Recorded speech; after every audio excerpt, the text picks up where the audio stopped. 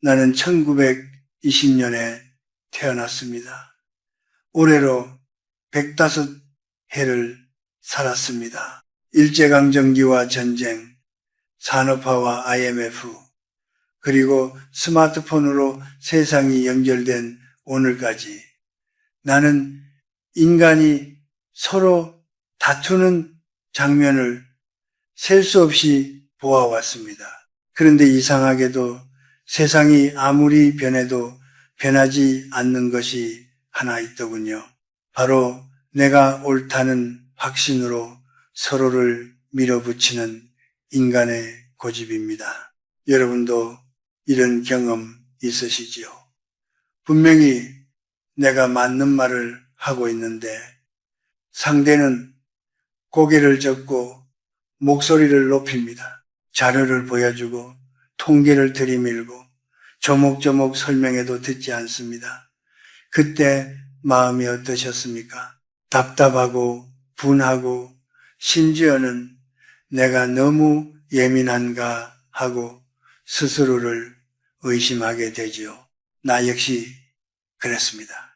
젊은 교수 시절 학과 회의에서 동료의 주장을 논리적으로 완벽히 반박한 적이 있습니다. 학생 수 통계와 해외 대학 사례까지 제시하며 조용하지만 단호하게 이야기했지요. 그날 나는 이겼습니다. 모두가 고개를 끄덕였고 그 동료는 더 이상 말을 잇지 못했습니다. 그런데 그 이유가 문제였습니다. 그는 겉으로는 웃었지만 이후 중요한 결정에서 늘 미묘하게 내 의견에 반대했습니다. 내 연구 예산이 통과되는 과정에서 이유 모를 지연이 생기기도 했습니다. 나는 그때 깨달았습니다. 내가 얻은 것은 논리적 승리였지만 잃은 것은 관계의 신뢰였다는 것을요. 논쟁에서 이기는 순간 우리는 무엇을 얻습니까? 잠깐의 우월감입니다. 그러나 잃는 것은 더 큽니다. 인간의 자존심은 생각보다 훨씬 연약하고도 거대한 존재입니다. 자신의 지식이 부족한 것은 견딜 수 있어도 자신의 의지가 꺾였다는 느낌은 쉽게 용납하지 못합니다. 한국 사회를 보십시오. 정치적 토론이든 세대 갈등이든 온라인 댓글 전쟁이든 통계와 자료가 넘쳐납니다. 그러나 갈등은 줄어들지 않습니다. 오히려 더 날카로워졌지요. 왜일까요? 사람들은 진리를 찾으려는 것이 아니라 자기 자리를 지키려 하기 때문입니다. 내가 전쟁 직후 폐허가 된 서울을 걸어다니던 시절 사람들은 먹고 사는 문제로 싸웠습니다. 지금은 먹을 것이 넘쳐나지만 자존심 때문에 싸웁니다. 시대는 변했지만 인간의 본성은 크게 달라지지 않았습니다. 특히 공개된 자리에서 누군가를 논리로 제압하면 그 상처는 오래 갑니다. 나는 학계뿐 아니라 정치사에서도 비슷한 장면을 많이 보았습니다. 사소한 모욕이 쌓여 훗날 큰 배신으로 돌아오는 경우 말입니다. 인간은 논리적 동물이기 전에 감정의 존재입니다. 그리고 감정은 기억합니다. 오래도록 여러분 중에는 이런 분도 계실 겁니다. 그래도 틀린 말을 그냥 두는 건 답답하지 않습니까? 물론 그렇습니다. 나도 젊을 때는 그 답답함을 참지 못했습니다. 진실을 바로잡아야 한다는 정의감이 불타올랐지요. 하지만 100년을 넘게 살아보니 알겠습니다. 모든 잘못을 바로잡는 것이 정의는 아니라는 것을요. 노년이 되면 시간이 얼마나 귀한지 절실히 느끼게 됩니다.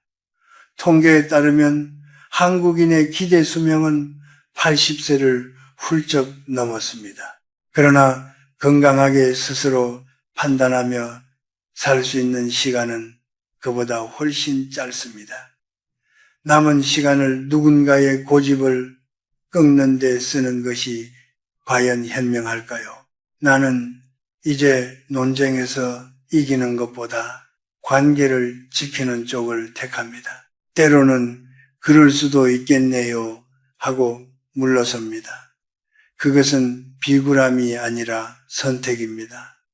더 큰 평화를 택하는 선택입니다. 세월이 나에게 가르쳐준 한 문장이 있습니다.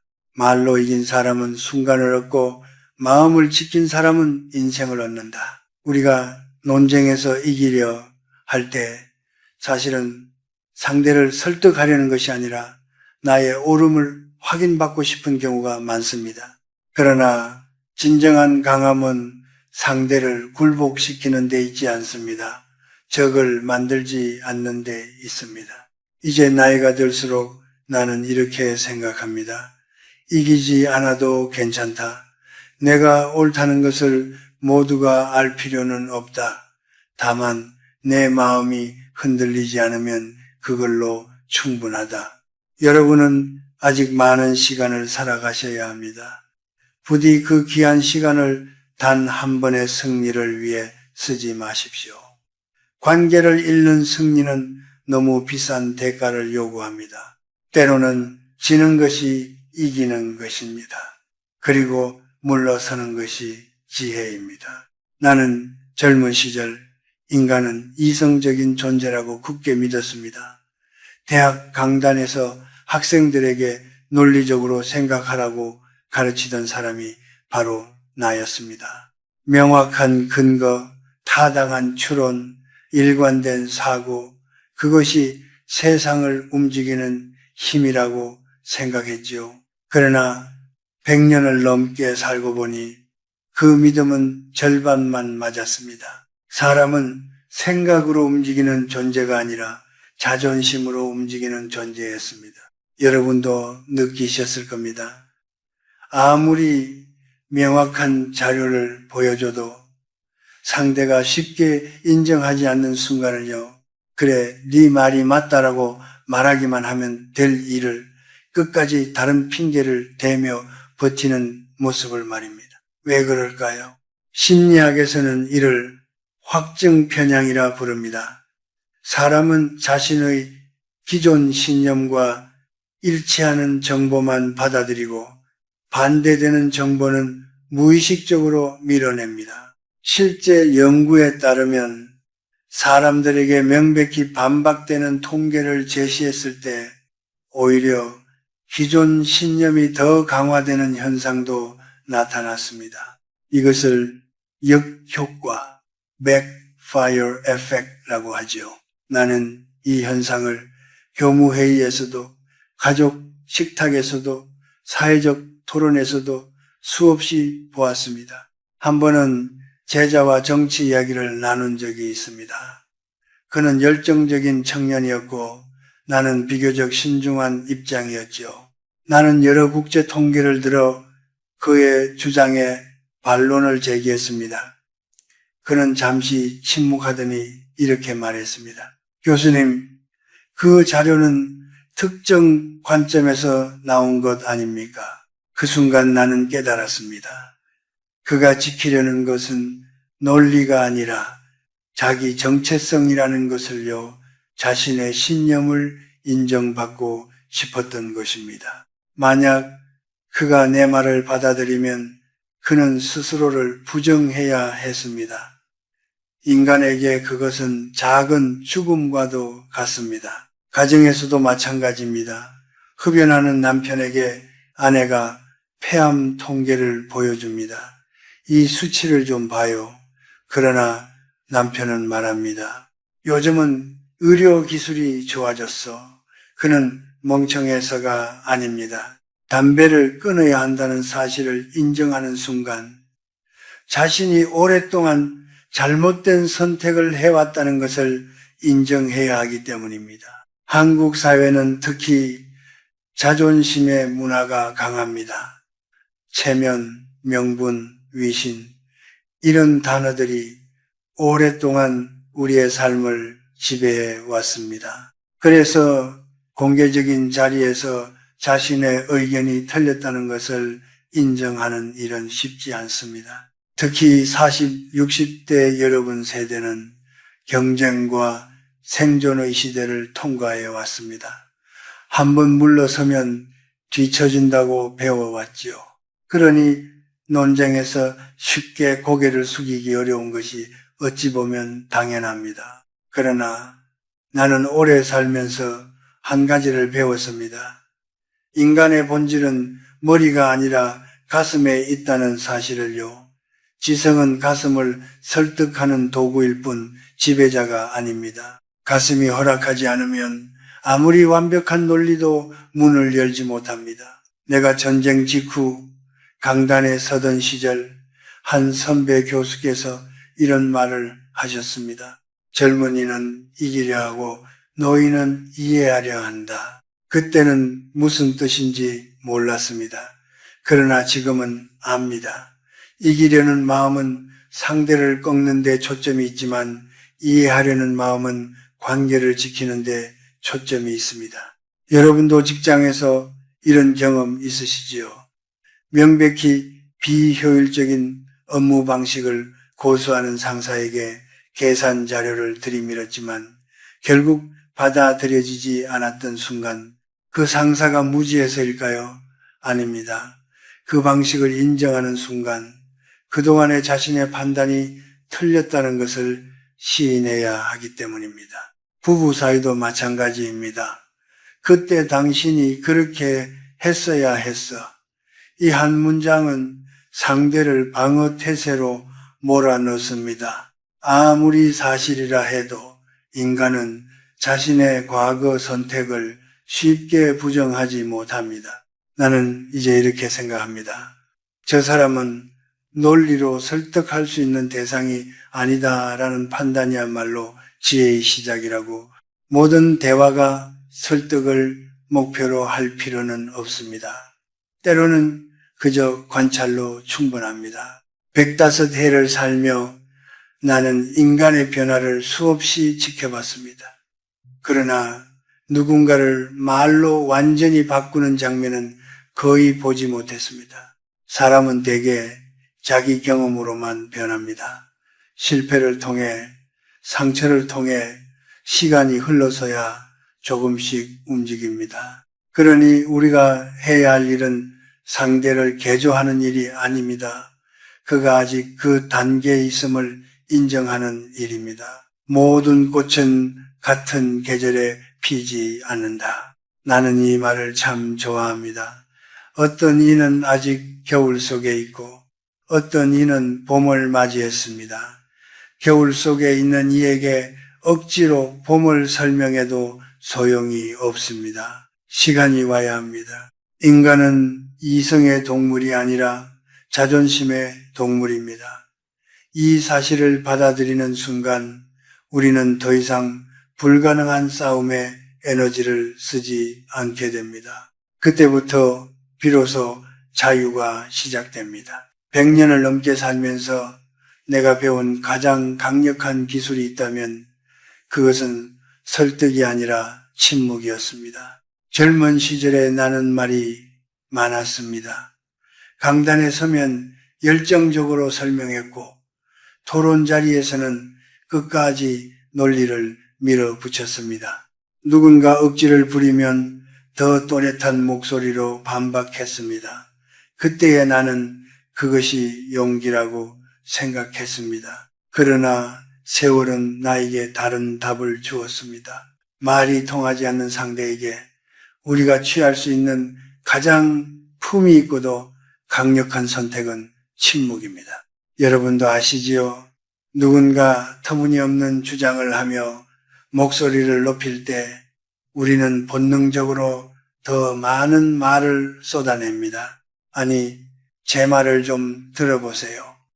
설명은 길어지고 감정은 격해지고 결국 자리는 싸늘해집니다. 하지만 한번 상상해 보십시오.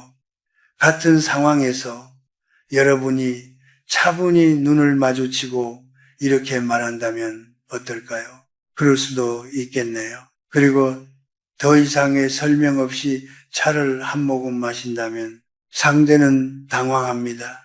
싸움을 준비했는데 전쟁이 시작되지 않았기 때문입니다. 사람은 맞서 싸울 때는 강해지지만 허공에 주먹질을 할 때는 불안해집니다. 나는 이 효과를 수없이 경험했습니다. 한 번은 동창 모임에서 한 친구가 근거 없는 건강 정보를 단정적으로 이야기했습니다. 예전에 나였다면 논문을 인용하며 반박했겠죠. 그러나 그날의 나는 웃으며 말했습니다. 그렇구나. 자네는 그렇게 생각하는군. 그는 더 말을 이어가지 못했습니다.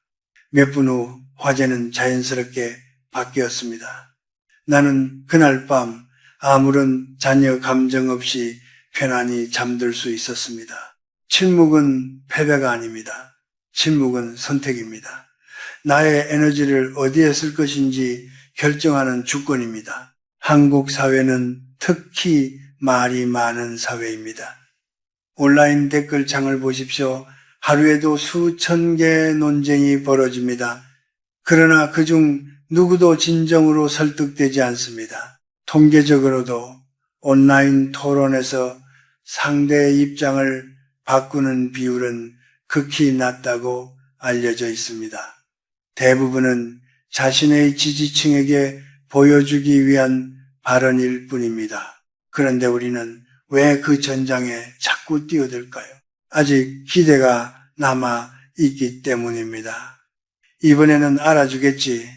그러나 105해를 살아본 사람의 눈으로 보자면 그 기대는 대부분 헛수고입니다. 특히 노년기에 접어들수록 우리는 에너지를 아껴야 합니다. 한국 통계를 보면 60대 이후 우울감과 스트레스가 건강에 직접적인 영향을 미친다는 보고가 적지 않습니다. 사소한 인간관계 갈등이 혈압과 수면의 질을 떨어뜨리고 결국 삶의 만족도까지 흔듭니다. 그렇다면 우리는 무엇을 지켜야 할까요?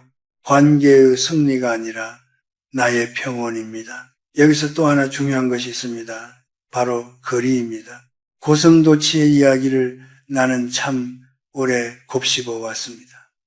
너무 가까이 다가가면 서로의 가시에 찔리고 너무 멀어지면 얼어붙는다는 그 비유 말입니다. 나는 수많은 부부와 부모 자녀 관계를 지켜보며 이 비유가 얼마나 정확한지 절감했습니다. 은퇴 후 갑자기 하루 종일 함께 있게 된 부부가 갈등을 겪는 경우를 나는 많이 보았습니다. 사랑이 식어서가 아닙니다. 거리가 사라졌기 때문입니다. 각자의 공간, 각자의 시간이 필요합니다. 자녀에게도 마찬가지입니다. 요즘 어떻게 지내니? 라는 안부는 따뜻하지만 매일 반복되면 부담이 됩니다. 사랑은 때로 한 발 물러설 때 더 오래 지속됩니다.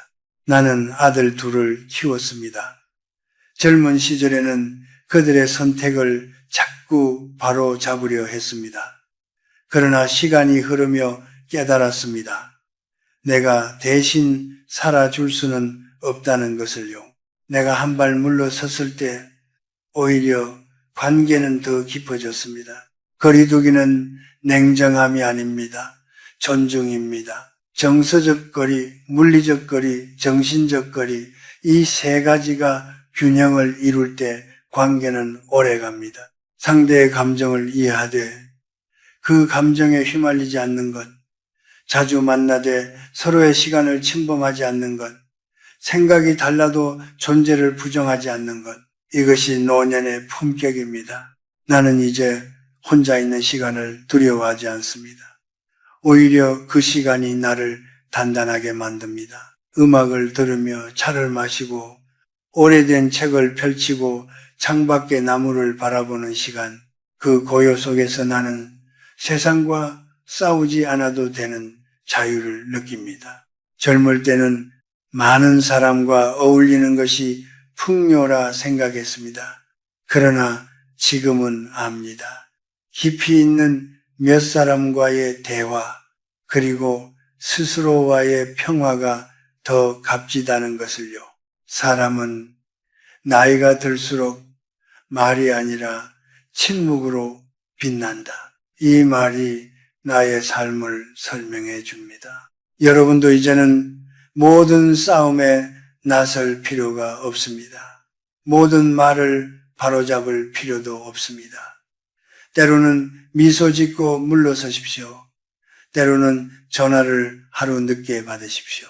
때로는 화제를 조용히 돌리십시오. 그것은 도망이 아니라 선택입니다. 침묵과 거리, 이 두 가지는 노년이 가질 수 있는 가장 우아한 힘입니다. 나이가 들수록 사람은 이상하게도 가르치고 싶은 마음이 커집니다. 경험이 쌓였기 때문입니다.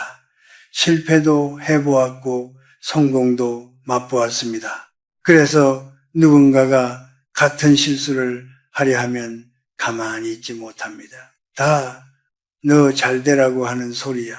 나도 수없이 했던 말입니다. 그러나 105해를 살아보니 이 말 속에는 두 가지가 섞여 있더군요. 하나는 진짜 걱정이고 다른 하나는 내가 옳다는 확신입니다. 그리고 대부분의 갈등은 그 두 번째에서 시작됩니다. 나는 한때 제자들의 인생 선택에 깊이 개입한 적이 있습니다. 유망한 학생이 안정적인 길 대신 예술을 하겠다고 했을 때 나는 통계를 들이밀었습니다. 예술가의 평균 소득, 실패 확률, 사회적 안정성, 모든 자료가 내 손에 있었지요. 그는 고개를 끄덕였지만 결국 자기 길을 갔습니다. 몇 년 뒤 그는 성공하지 못했습니다. 경제적으로 힘들었고 방황도 했습니다. 나는 속으로 생각했습니다. 그때 내 말을 들었더라면. 그런데 더 시간이 흐른 뒤 그는 다시 나를 찾아왔습니다. 힘들었던 시간 덕분에 자신이 정말 원하는 것이 무엇인지 알게 되었다고 말했습니다. 그 경험이 없었다면 지금의 자신은 없었을 거라고 했습니다. 그날 나는 배웠습니다. 사람은 말로 바뀌지 않습니다. 경험으로 바뀝니다. 우리가 누군가의 선택을 막으려 할 때 사실은 그 사람의 배움의 기회를 빼앗고 있을지도 모릅니다. 실패를 통해 배우는 교훈은 타인의 조언으로는 대신할 수 없습니다. 특히 자녀와의 관계에서 그렇습니다. 한국 부모들은 유난히 헌신적입니다. 자녀의 진로, 결혼, 재정 문제까지 깊이 관여합니다. 통계에 따르면 50, 60대 부모 세대의 상당수가 성인 자녀의 경제 문제에 지속적으로 개입하고 있습니다. 사랑이기 때문입니다. 그러나 사랑과 통제는 다릅니다. 자녀가 잘못된 선택을 하려 할 때 우리는 두려움 때문에 막으려 합니다. 하지만 두려움은 결국 우리의 감정이지 자녀의 인생은 아닙니다. 나는 이제 이렇게 생각합니다. 저 사람은 저 사람의 계절을 살고 있다. 어떤 이는 아직 뜨거운 여름이고 어떤 이는 거친 겨울입니다. 겨울을 건너야 봄이 옵니다. 우리가 대신 겨울을 막아줄 수는 없습니다. 부부 사이도 마찬가지입니다. 오랜 세월 함께 살다 보면 서로의 단점이 더 또렷하게 보입니다. 그래서 바꾸려 듭니다. 당신은 왜 맨날 그렇게 말해? 그 습관 좀 고쳐. 그러나 인간의 성격은 수십 년 동안 형성된 것입니다. 몇 마디로 바뀌지 않습니다. 오히려 바꾸려는 시도가 관계를 상하게 합니다. 나는 아내와 70년을 함께 살았습니다. 젊을 때는 사소한 습관 하나에도 지적했습니다. 그러나 어느 날 문득 깨달았습니다. 내가 바꾸려는 그 습관도 결국은 그 사람의 일부라는 것을요. 그것을 지우면 내가 사랑한 사람도 함께 사라질지 모른다는 생각이 들었습니다. 그 이후로 나는 바꾸려 하지 않았습니다. 대신 받아들였습니다. 신기하게도 그 순간부터 갈등이 줄어들었습니다. 타인을 바꾸려는 욕망은 어쩌면 오만일지도 모릅니다. 나는 알고 너는 모른다는 전제가 깔려있기 때문입니다. 그러나 100년을 넘게 살아본 나조차도 아직 모르는 것이 너무 많습니다. 우리는 모두 불완전한 존재입니다. 그러니 불완전한 존재가 다른 불완전한 존재를 완벽하게 고치려 한다는 것 자체가 모순 아닐까요? 한 철학자가 이런 말을 남겼습니다. 인간은 조언을 통해 현명해지지 않는다. 다만 경험을 통해 조용해질 뿐이다. 이 문장을 나는 마음 깊이 새겨두었습니다. 여러분이 40대, 50대, 60대라면 이제는 조금 내려놓아도 됩니다. 모든 것을 바로잡으려 하지 않아도 됩니다. 자녀의 선택, 친구의 실수, 동료의 고집, 그것이 당장 마음에 들지 않더라도 세상은 그 자체로 흘러갑니다. 우리가 붙잡고 있어야 할 것은 타인의 인생이 아니라 나의 중심입니다. 남을 바꾸려는 데 쓰던 에너지를 나 자신을 가꾸는 데 쓰십시오. 배우고 싶었던 것을 배우고 가보고 싶던 곳을 가고 건강을 돌보십시오. 남은 시간은 생각보다 빠르게 흐릅니다. 나는 이제 누군가가 내 의견과 다르게 말해도 속으로 이렇게 생각합니다. 그도 그의 길을 가는구나. 그리고 조용히 미소 짓습니다. 그 순간 나는 더 이상 싸울 필요가 없습니다. 그리고 그 자유가 얼마나 큰지 젊은 시절에는 미처 몰랐습니다. 이제 마지막 이야기를 해볼까요? 105해를 살다 보니 인간관계에는 두 종류가 있다는 사실이 또렷해졌습니다. 하나는 가볍게 스쳐 지나가는 인연이고 다른 하나는 세월을 견디며 남는 인연입니다. 젊은 시절에 나는 모든 관계에 진심을 쏟으려 했습니다. 누군가가 무례하면 마음이 상했고 누군가가 나를 오해하면 밤잠을 설쳤습니다. 왜 저 사람은 나를 저렇게 볼까? 왜 내 진심을 몰라줄까? 이런 생각이 머릿속을 맴돌았지요. 그러나 오래 살면서 깨달았습니다. 모든 사람에게 진심을 요구하는 것은 모든 사람에게 내 마음의 열쇠를 건네는 것과 같다는 사실을요. 세상에는 가벼운 예의로 충분한 관계가 있습니다. 엘리베이터에서 마주친 이웃, 명절에 만나는 친척, 직장에서 이해관계로 엮인 동료들, 그들에게는 지나친 진심이 필요하지 않습니다. 부드러운 미소, 짧은 인사, 적당한 공손함이면 충분합니다. 나는 이것을 가벼운 동전이라 부릅니다. 그 동전은 값비싼 금화가 아닙니다. 그러나 인간관계라는 거친 기계를 부드럽게 돌아가게 하는 윤활유와 같습니다. 괜히 진짜 금화를 꺼내 보일 필요는 없습니다. 명절에 꼭 이런 질문을 하는 친척이 있지요. 아직도 일해? 자식은 잘 됐어? 요즘 돈은 좀 벌어? 젊은 날에 나는 그런 질문에 예민하게 반응했습니다. 그러나 이제는 웃으며 말합니다. 덕분에 잘 지내고 있습니다. 그리고 화제를 돌립니다. 그 한마디면 충분합니다.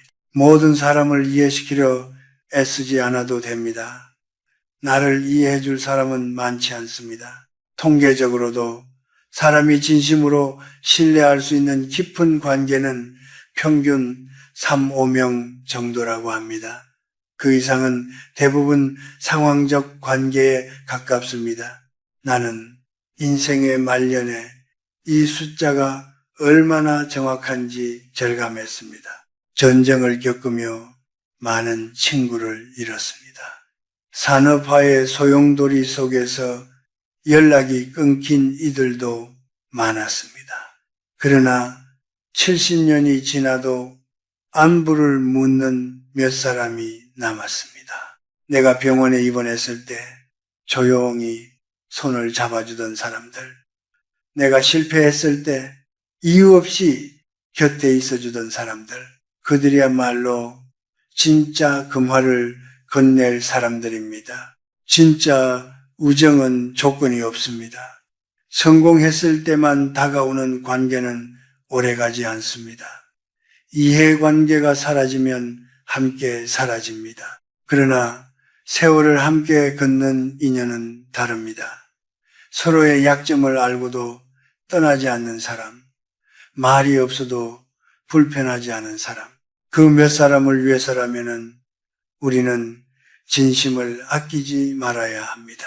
하지만 나머지 사람들에게까지 같은 깊이를 요구하면 우리는 지치게 됩니다. 나는 한때 많은 사람에게 인정받고 싶었습니다. 학계에서, 사회에서, 가족 안에서. 그러나 나이가 들수록 깨달았습니다. 모든 사람의 인정을 받으려는 삶은 끝없는 노동과 같다는 것을요. 사람의 평판은 바람과 같고 나의 품격은 나무와 같다. 바람은 매일 방향이 바뀌지만 나무는 뿌리를 지키면 됩니다. 말이 통하지 않는 사람과 싸우지 말라는 이유도 결국 여기 있습니다. 그들을 이겨서 무엇을 얻겠습니까? 잠깐의 통쾌함일 뿐입니다. 그러나 마음의 평온은 오래갑니다. 나는 요즘 혼자 있는 시간을 참 좋아합니다. 차 한 잔을 마시며 지난 세월을 떠올립니다. 내가 젊은 날 밤새워 논쟁하던 일들, 목소리를 높이며 정의를 외치던 순간들, 지금 돌아보면 그중 절반은 굳이 싸울 필요가 없었던 일들이었습니다. 노년은 결핍이 아닙니다. 정리의 시간입니다. 불필요한 관계를 덜어내고 쓸데없는 논쟁을 멈추고 진짜 소중한 몇 사람과 남은 시간을 나누는 시기입니다. 그리고 그 중심에는 나 자신이 있습니다. 여러분의 마음은 쓰레기통이 아닙니다. 남의 분노와 고집을 담아두는 공간이 아닙니다. 여러분의 마음은 정원입니다. 무엇을 심을지 선택할 권리가 여러분에게 있습니다. 말이 통하지 않는 사람이 나타나면 미소 짓고 지나가십시오. 설득되지 않는 사람이 있으면 고개를 끄덕이고 물러서십시오. 관계가 얕다면 예의로 충분합니다. 관계가 깊다면 진심으로 품으십시오. 그리고 혼자 있는 시간을 두려워하지 마십시오. 나는 혼자 있을 때 가장 평온합니다. 고독은 외로움이 아니라 자유입니다. 남은 시간을 누구와 무엇에 쓸지 스스로 결정할 수 있는 자유 말입니다. 여러분의 인생은 이미 많은 고비를 넘어왔습니다. 이제는 누군가의 고집을 꺾는 데 쓰기엔 너무 소중한 시간입니다. 진주는 돼지우리에 던져질 때가 아니라 조용한 보석함 안에 있을 때 가장 빛납니다. 여러분도 마찬가지입니다. 여러분의 생각, 경험, 지혜는 그것을 알아볼 사람에게만 건네십시오. 나이 든다는 것은 약해지는 것이 아니라 불필요한 것을 덜어내는 일입니다. 이제 여러분도 선택하십시오. 논쟁의 소음 속에 남을 것인지 아니면 고요한 품격 속에 설 것인지 나는 긴 세월 끝에 후자를 택했습니다. 그리고 그 선택 덕분에 지금 이 순간이 평화롭습니다. 부디 여러분의 남은 날들도 그러하기를 바랍니다.